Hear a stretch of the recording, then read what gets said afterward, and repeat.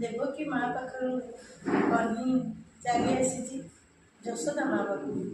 यशोदा माँ केते आदर केते स्नेह बढ़ई अधम लवणी सर खुएची माने भगवान बोली पूजा करनी निजर कमला छुआ बोली केते स्नेह करते बाड़े केते कान धरिकी कान को मोड़ी देकी शासन करी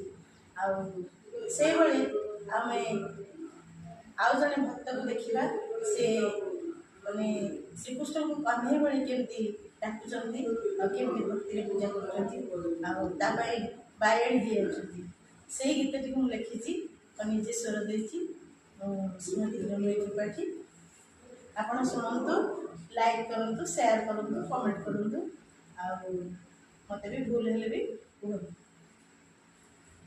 तो